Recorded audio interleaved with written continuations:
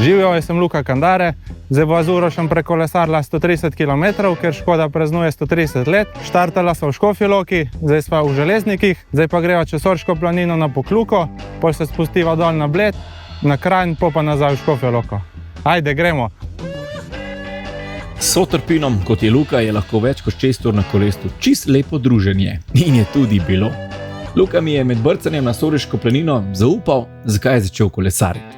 Ja, včasih sem veliko fitness hodil, potem sem si pa poškodoval ramo, tako da doma sem v Gorca, tako da sem lahko še kolesaril. Po enem letu je prijatelj kupil specialko, sem jo pa še jaz, tako da zdaj ne 2-3 leta se bolj s cestnim kolesom vozim. Prvo klanček narejen. Zdaj smo na Soriški planini. Klanc je bil dolg skoraj 10 km, 700 višinco sva naredila.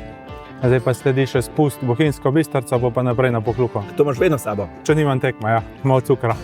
Spust v Bohinjsko Bistrico je res lep in uživaški, potem pa imaš čist malo časa, da zadihaš in že goniš na Pokluko.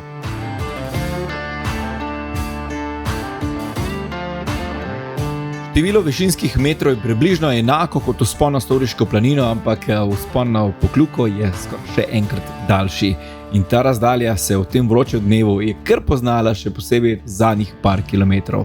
Priznam, šlo je na hlape. Končno so prišla do Pokluke, jaz sem se toliko veselil, da v tukaj daljši postank, malce zapit, ker zdaj sva v bistvu čez najtežji del, sva glih na polovici in ugotovim, da sem telefon zgubil. Luka je šel takoj v akcijo, poklical Bohinjsko Bistrico in... Ker sva govorila, sva klicala tam turizem, Darja se javila, je šla preveriti in telefon je dejansko tam, ker sva nafilala vodo. Dobro je, čin, link. Greva do konca, pa je z avtom se zapeljal v Bohinj. Tole je bila kar dobra motivacija, da sem zborbo še drugo polovico te trase. Najprej te čaka en zelo lep spust do Bleda, skoraj 30 km čiste uživancije, potem pa več ali manj ravnina, Naklo, Kranj, Škofja Loka.